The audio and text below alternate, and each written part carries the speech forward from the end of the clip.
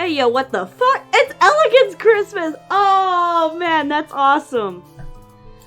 Right before logging back in. Okay. Welcome, everyone, friends of First of All Species. I'm Daisy Hayne, and we're back with another episode of... Well, apparently now it's a new episode of Elegance Christmas. That was fun. But, anyway, we have been through the trial. It's very heavily suspected that Roman is the killer. I do not believe that, but we are not elegant, and we have to prove it. Now, I went through every single inch of this place that I could. Every single inch. I could not have clicked on anything else.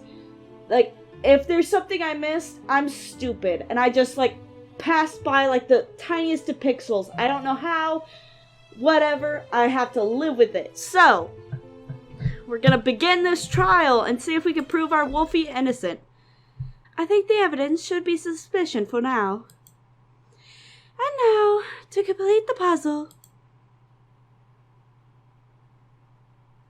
Oh, she's so cute. I love the chibis. I've always loved those. I think that's how you say it, chibi. Sure, I just saved it, but why not? After a thorough search, I asked everyone to come to the hall for a trial. You seem a little nervous. Oh, do I? You're crumbling the hem of your dress. So I am.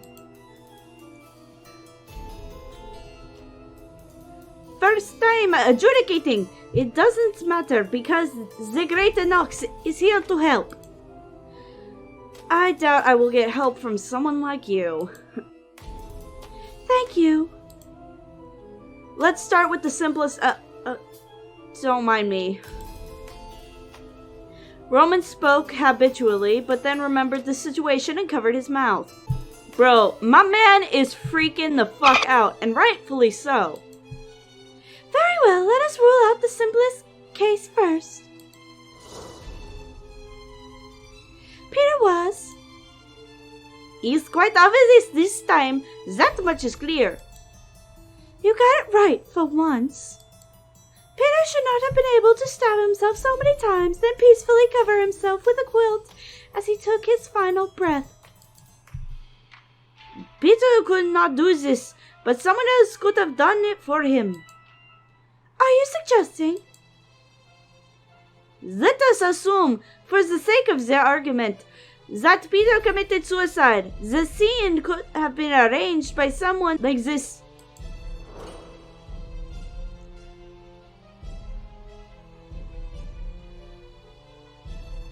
Peter was not murdered, it was suicide. Peter stabbed himself with the ham knife from the kitchen into his heart first, then pulled out the knife, fell on the bed and died. Sometime later, another person entered the scene and arranged Peter's body on the bed and covered it with the quilt, so that he looked like he was still sleeping. Then they inserted the knife back in, causing multiple wounds. The one who did it did so because they wanted to frame Roman for Peter's death. Something feels off. Time to press harder for further information. What should I ask? Sit on the bed. Why did he commit suicide while sitting on the bed? Would it not be better if he laid down and did that? If he wanted to stab the knife into his body, sitting would definitely be more convenient. Yeah, that would be harder. If you lie down and try to stab down, it will be difficult to push hard. He probably wouldn't have been able to get a deep enough puncture. Fascinating. Perhaps it might be more convincing if you were to provide a quick personal demonstration. Damn! No! What should I? Order pulling the knife and lying down. What if the knife was pulled out after he fell down onto the bed? Isn't that harder to do? The knife would sink in deeper if he had fallen on his back. Reasonable, but not quite convincing. Multiple. Why was he stabbed so many times? To make it look more like a murder. Blame Roman. Only to frame Roman? Why would he do so? I don't know. Maybe they had some kind of blood feud. Or maybe he just hated Romans that much. Talk about leaping to conclusions. Okay. Once more from the top, please. What do you mean? I mean for you to repeat your testimony. Peter was not murdered, it was suicide. He stabbed himself while seated on the edge of the bed to make a wound deep enough to be fatal. And then he pulled out the knife, because it would be hard to pull out the knife if he fell down on the bed first, then collapsed. Sometime later, another person entered the scene and arranged Peter's body on the bed and covered it with the quilt so that he looked like he was still sleeping. Then, in order to make it look worse, they stabbed the body again, leaving more wounds. Someone here hates Roman, so they wanted to frame Roman for Peter's death. So you think Peter was seated on the edge of the bed with his chest spraying blood everywhere? That's right. Then it seems to contradict the evidence. What? Which evidence? Okay. On. Yeah, that feels good. Okay, good. Whew, that felt nice. Oh, wait, a little bit lower. There we go. Blood, right, blood. The blood at the scene. There was a large splatter of blood on the walls from the splatter patterns. The wound spewed blood while Peter was lying down. Blade footprints led to the door. The blood! The blood covers the whole room. Which spot do you mean? The wall, right? The stains on the wall. Huh? You can easily follow the directions where they came from. If you were to trace the patterns back to their origin, you could see they come from under the pillow. Which means the blood splurted onto the wall when Peter was lying in the bed. If Peter killed himself, as you said, then the blood spray would be impossible.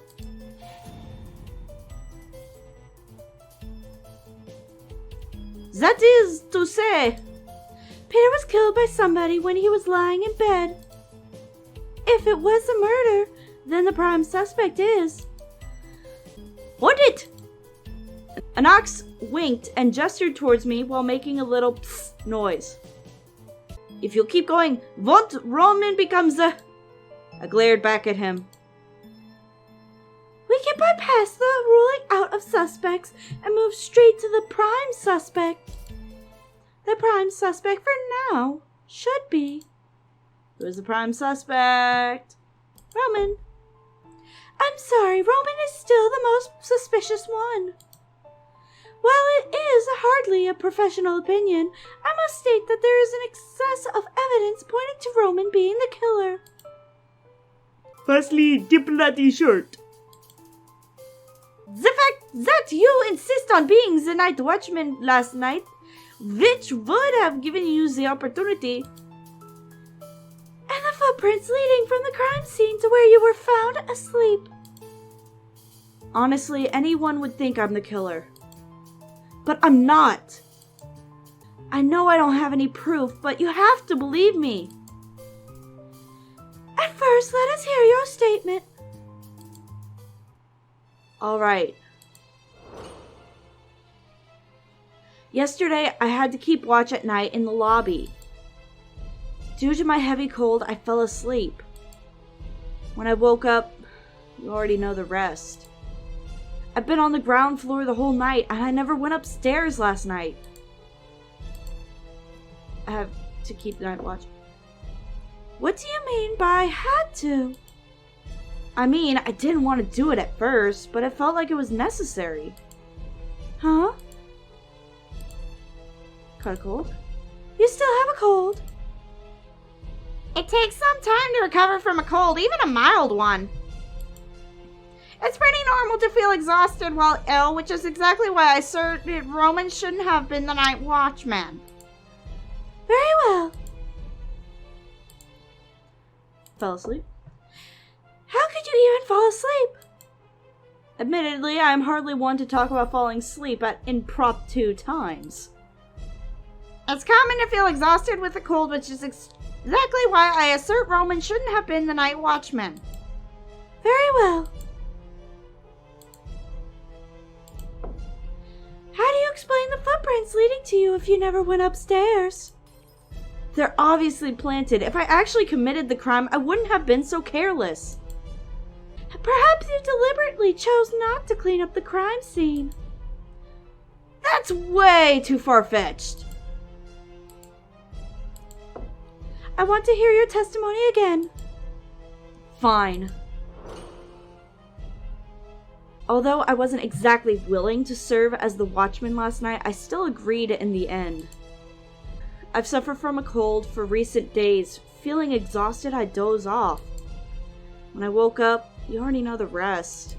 Seriously, I never went upstairs during the watch. Someone was obviously trying to frame me by making those footprints. Hold on.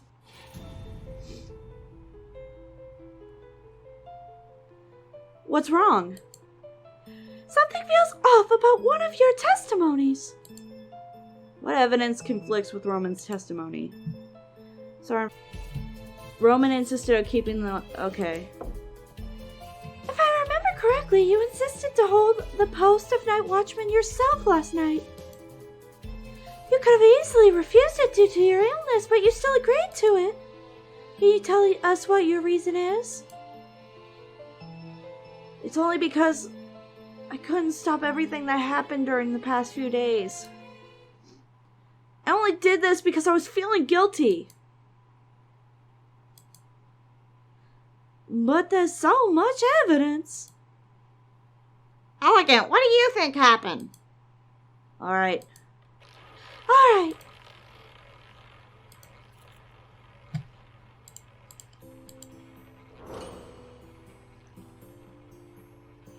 First things first, the weapon. Where's the weapon? The ham knife, obviously. The murderer is blatantly showing us that the weapon is the missing ham knife from the kitchen.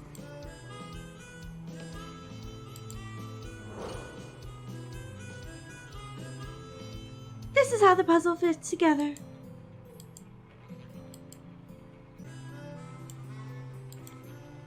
This is how it happened. Oh, I forgot to read over the things. I'll let it...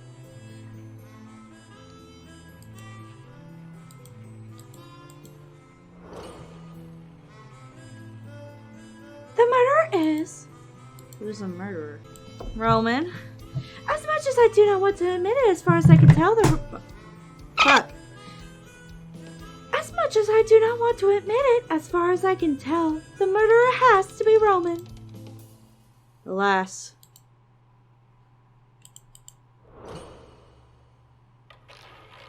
About the motive. What motivation did Roman have to kill Peter? Some own money conflict. Roman and Peter had an argument. Do I really seem that mean? Wow, that was the quickest trial. That should not be that quick. I'm missing something. I think I fucked up. So this is how the case goes. Hold on. When everyone was asleep, you went to the kitchen and took the ham knife, then you went upstairs silently. You went back to your room first and took a shirt with you to block the splurting blood. Then you opened the door to Peter's room and stabbed Peter to death in his sleep. Then you took off your shirt and went downstairs and threw it into the fire when you were in the hall, but unfortunately it did not burn completely. You fell asleep before you were able to clear away the footprints. Is that so? No, something is clearly wrong. What is it? It's hold on, let me think. It's you. You did it. I did not want to believe that you could do something like that, but now I have to admit that I was wrong to believe in you. No! Don't come any closer! I believe in your good nature. I can't believe it. Is Roman really the culprit? Based solely on the evidence available, it can only be him. Wait, no, I must have missed something. I may not have it figured out yet, but I know the puzzle's not yet complete. I need to stop them before it's too late. Wait, I still have a few questions. What? But your summarization pretty much locked everything down. Ah, there it is. There's the piece I was missing. Thank you, Inox. What did I miss? Peter's door. It was locked and not violently open. The keys! What? What? On the first day at the tavern, Soren said this. How many keys does each guest room have? 2. One set is for the guests. If the room is empty, I hang it by my bedside in the attic. Wait.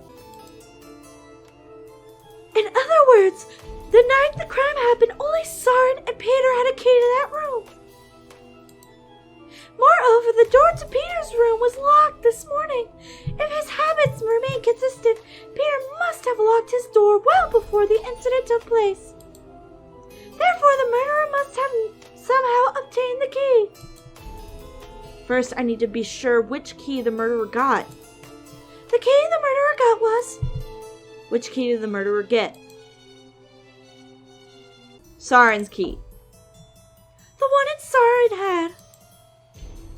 What? What? That's impossible! My keys are all accounted for and I haven't let them out of my sight. Soren took the key chain from his waist and counted the keys one by one. See? Front door key. The cellar key. 1, 2, 3, 4, 5, 6, 7. Wait! The 8th key! Where? It can't be.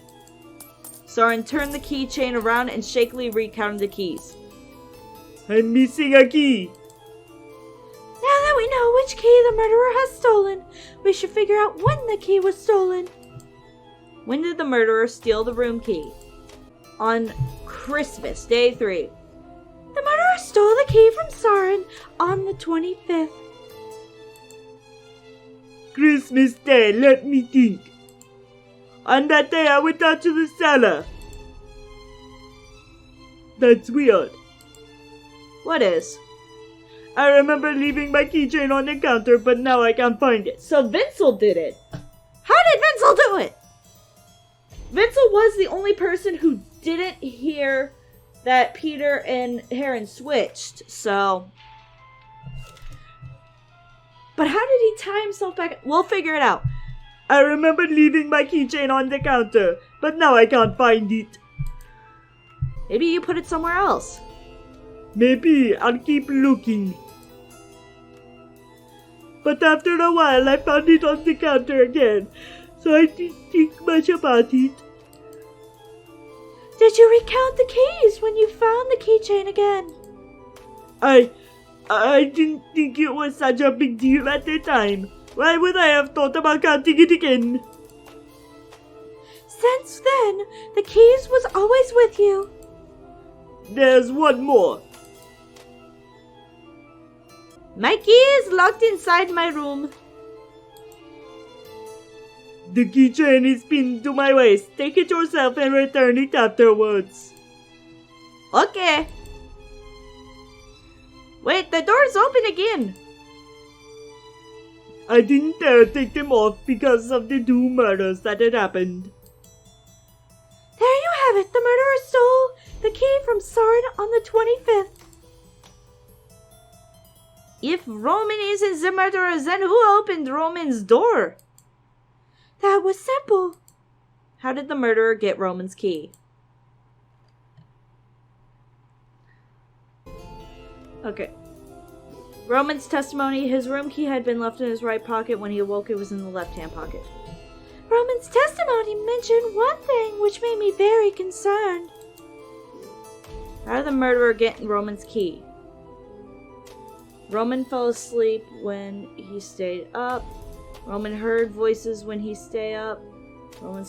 Roman's key moved. Roman said that his key was originally in the right-hand pocket of his coat. But when he woke up, the key was in the left-hand pocket. In other words, someone took the key while he was sleeping. In short, the killer had to have had access to the keys of both rooms. But like you said, Roman could have access to both keys. True, Roman has not escaped suspicion, but now we have two possible suspects. When you lost your keys, they all happened to be in the same general area at the time. One was Roman's and the other was... Who was the second suspect? Vincel! It was Vincel. I locked him in the cellar. That's impossible. Besides, Erin was the last one to take the key. That is for sure. But come to think of it, it's failure to use that key then. My key is locked inside my room. The keychain is pinned to my waist. Take it yourself and return it afterwards. Okay. Wait, the door is open again. No, it was entirely possible because you had not locked the cellar. What? Did you forget? What was the evidence that Sarn had not locked the cellar? Autopsy him. Sarn locked every guest room. Although you had the keys to the trap door of the cellar, when you testified today, you said it like this. Every guest room was locked. I really forgot it. In other words, Vincel could have escaped from the cellar. I don't believe it.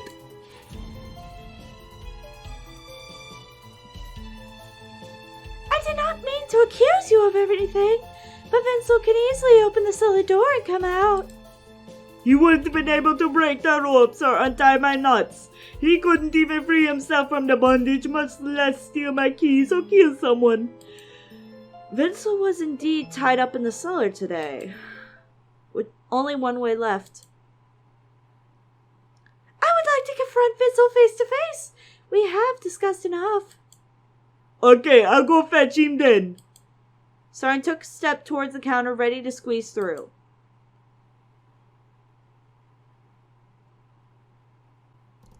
Don't bring him here. Wait a minute. Huh? Do not bring him up here. How can he give testimony if he does not come upstairs? We go downstairs to ask him. What's the difference? Just go down there. Oh, he's gonna be untied. Oh, no. I came to ask you what you did last night. Did you notice anything wrong? How could I know? Talk. I was here the whole evening, doing nothing but sleep. That's all. Nothing else? Nothing else. Gotta find a way to make him speak. Elegant! What? Over here. Is that? I found the key. Where? Behind the barrel. Here, I've got it. And I discovered something else, though I don't know it could be. What discovery? I knew it! I knew those things were gonna... When the cellar was first built, the iron chains on his barrel rack was handed over to the blacksmith apprentice for practice. That apprentice was a few sandwiches short of a picnic. The chain he made was hinged without grinding it smooth. Every time I touch it, I'd scratch my scales. Over time, I tried to avoid it and not touch the chain, so I developed a layer of rust. So what? I just glanced when I picked up the key and saw there was a lot less rust on the chain than usual. So what happened? Normally I would take a more deceitful approach to make Vincel talk. But Roman, I doubt he would accept anything other than logic and facts to solve this case. The last thing he needs is more stress, and as annoying as it is, perhaps I should do it his way. How should I do this? Do it my way, or do it Roman's way? Oh, dang.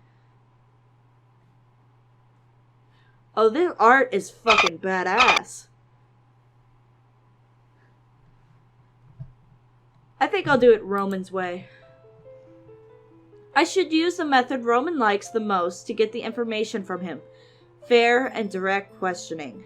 Peter was murdered and you are now a suspect. Peter was murdered and now you are a suspect. Go upstairs.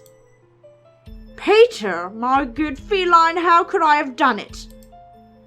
Vincel twisted erratically as Sarin carried him upstairs. By the way, I already know why you are not willing to disclose the motive behind the attack on Inox. Why didn't Vincel explain his motive? Secret, killing without motivation, he was aiming at someone else. Your target was not, in fact, Inox. In both cases, one person was involved. That person is Heron. Peter was killed because he and Heron had exchanged rooms without your knowledge.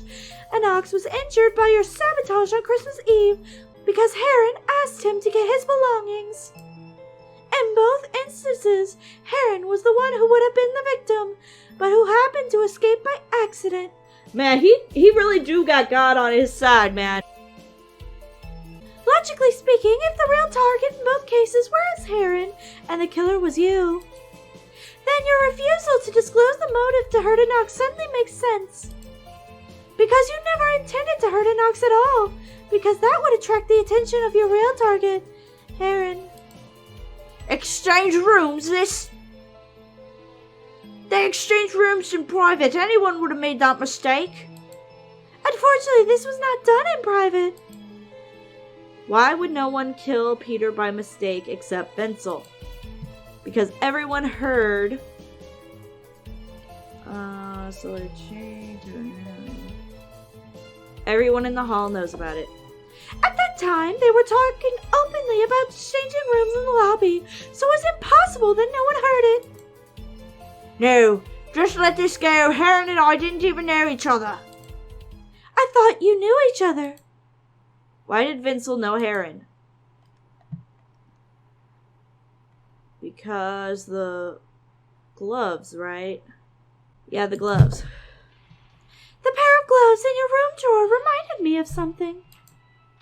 When I received the task of investigating the Cathedral of St. Isaac while in the Owlet, I accidentally touched the gloves my client was wearing. They feel exactly the same as your gloves. And your store is in the same town. You expect me to believe this is a coincidence? I did commission someone to investigate something, but it has nothing to do with this. Really? Sure. A wicked smile flashes across Vincel's lips. Think carefully, my dear feline. Do you want to go down this road? You know what will happen if you break a confidential contract, don't you?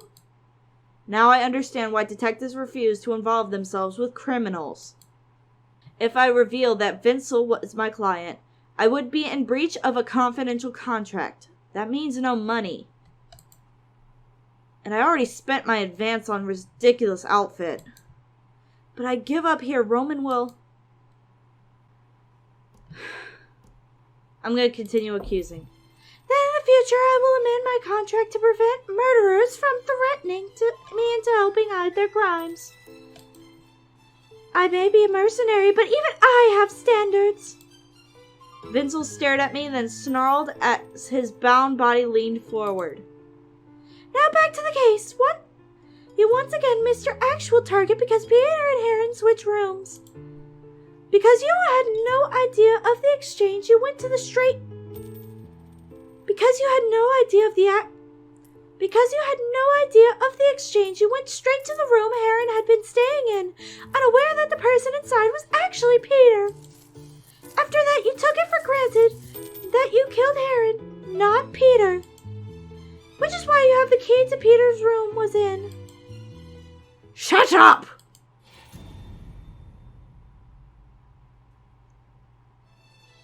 As splendid as that long lecture of yours was, on diagnosing the most fundamental problem. What? Sharon has completely tied my hands.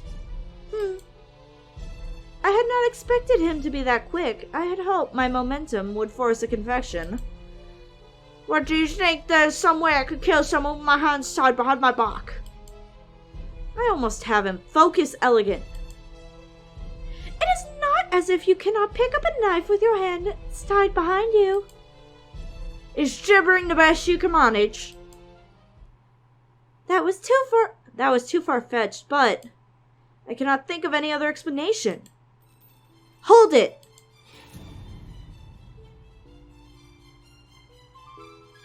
Eh? Since there was no way he could commit the murder if he's tied up, why not assume he wasn't tied up when he did it? It hardly seems easy to untie, but wait, I think I understand. You want me not to consider the situation of being tied up but still able to commit murder, but to consider... He was not tied up when he did it. He was not tied up when he did it. That is to say... What did the killer use to break the rope? The chain, right? Cellar chain. Siren just mentioned that the iron chain in the cellar is very sharp. Also, there's rust on the chain that had been rubbed off by something. So... Vincel rubbed off the rope. Vincel used the sharp chain to break the rope. But Vincel is still tied up right now. How do you explain that? That's because... Grasp the kid disconnect. After Vincel broke the rope and did the deed, he went back to the cellar and made himself look like he was still tied up. Make himself look. How can you do that? Easily. You see, Vincel did not really tie himself up again. The broken end of the rope were not reconnected, which made it easy for Vincel to feign capture. You see, the broken ends of the rope are currently in Vincel's hands. As long as you hold the rope head firmly, you can fix the shape of the rope around you and give the illusion that it is secure. What? How could such an absurd thing be true? Then show me your hand, motherfucker! If you disagree, all you have to do is open your hands. Splendidly played. Vincel shook his head and relaxed his arms. The ropes fell loose and coiled around Vincel's feet like a dead snake. I give up. Finally. Then let us put the puzzle pieces to rights.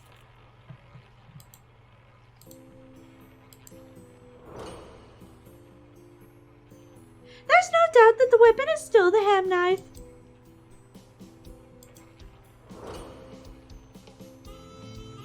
Now to complete this puzzle. Okay, I'm remembering to say it all in order. 6. The suspect rubbed off the rope. 5. The suspect stole Roman's keys. 3. The suspect entered Peter's room to kill him. 2. The suspect burnt the clothes. And 1. The suspect tied himself back. This is the true sequence of events.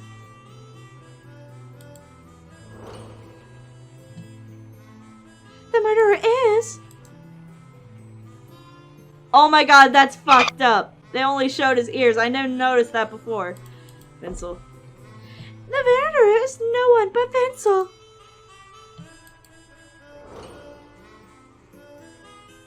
The motivation is much clearer than before. What's the motivation? Hatred for Heron. The motivation was his hatred for Heron. Although he missed the correct target twice. I wanted to point out the connections between the familiar glove, St. Isaac's Cathedral, the Noble Brothers, and the monks, and the relation between Vincel and Heron. But if I do so, my identity will be exposed. This is how things played out. Vincel had been waiting for revenge after injuring a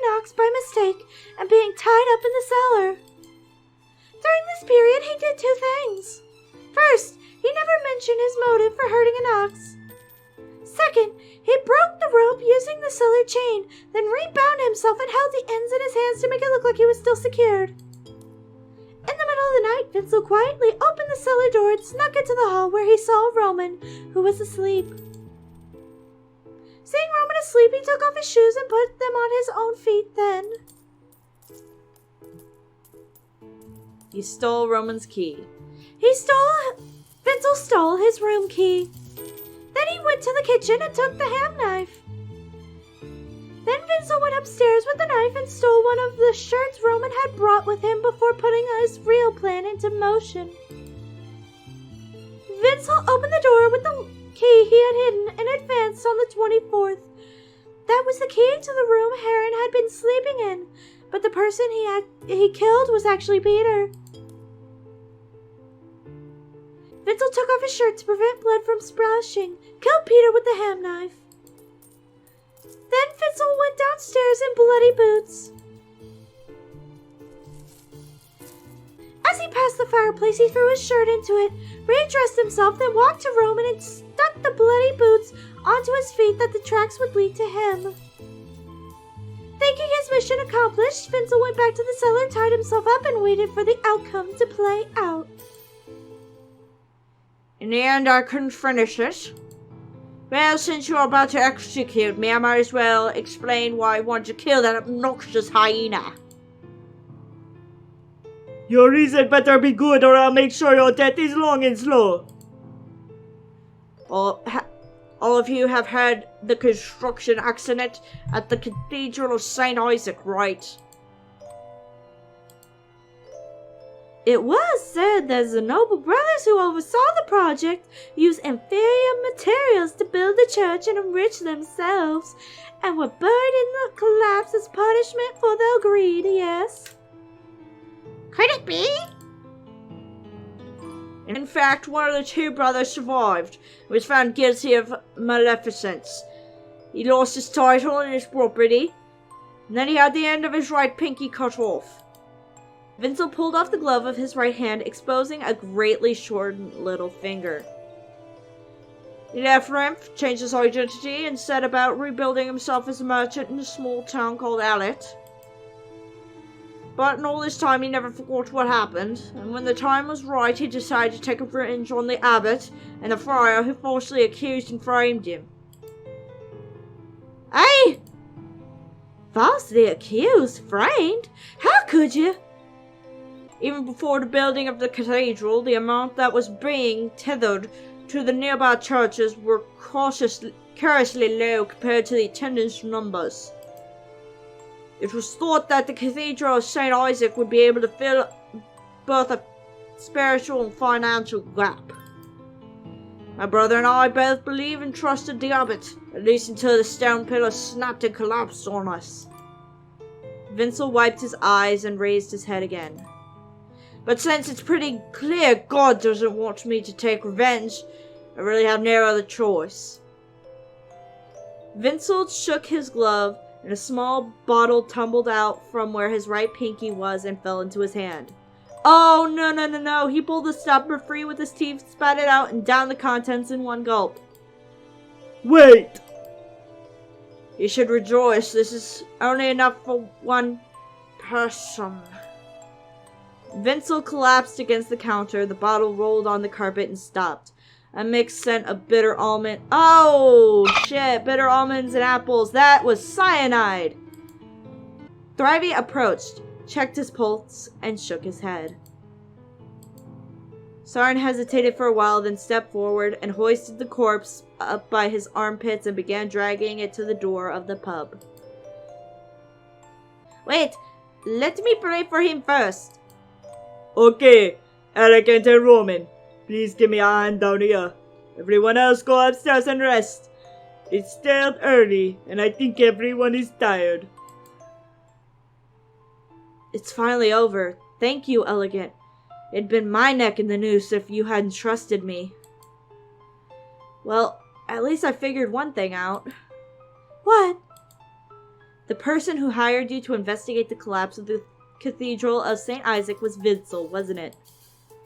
I believe it is. He was also from Town. He was directly related to that matter. Even the material of his clothes was the same as what my client wore. Then your reward? It matters little. I have yet to start the investigation, so it is a mere loss. A mere massive loss. I paid through the nose for a disguise I could no longer use. But something bothers me. Why did Vincel not notice it was Peter in the bed and not Heron? Huh? Vincel is a lynx, so he should have excellent night vision. Well, he couldn't see clearly in the cellar.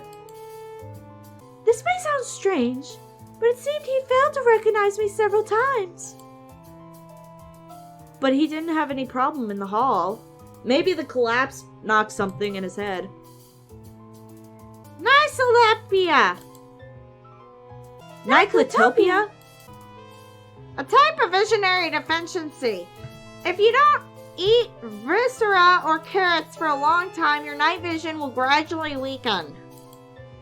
Although I didn't exactly catalog Vincel's eating habits, I think it may be the best possible explanation for her now. It seems to me that maybe when Soren cooked carrot stew, Vincel refused to touch it at all.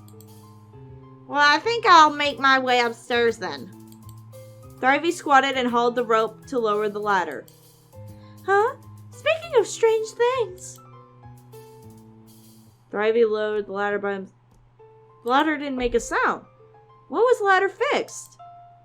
It seems that Soren was angry with the noise, so I believe he kicked it out of frustration and accidentally fixed it. Although, admittedly, fixing it by kicking does sound a little weird.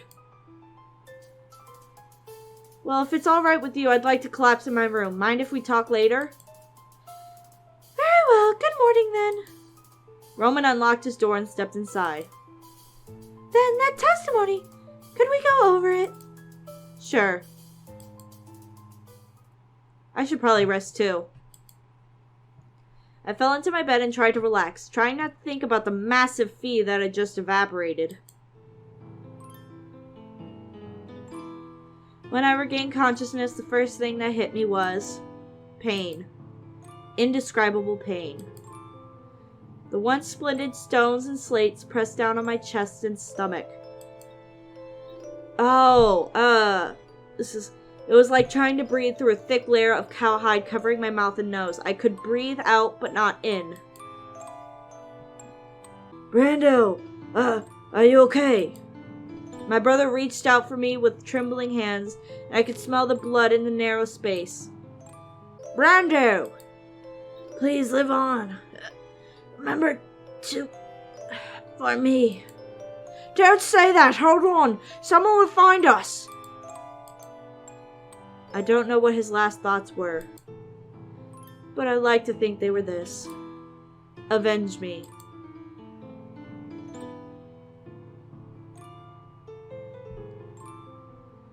Woo! I don't know about y'all, but I think that is a pretty valid, motivation for murder. And I knew that fucking hyena was up to something, and I hate that because I'm a hyena! So that seems like a good place to stop for today. Oh my god, that was intense. I 100% think that was a valid reason for murder. You know, killing their brother by stealing the funds and replacing it with horrible things, thereby framing you for that. Getting your pinky cut off, everything evaporated before you. So fuck Heron, that's real.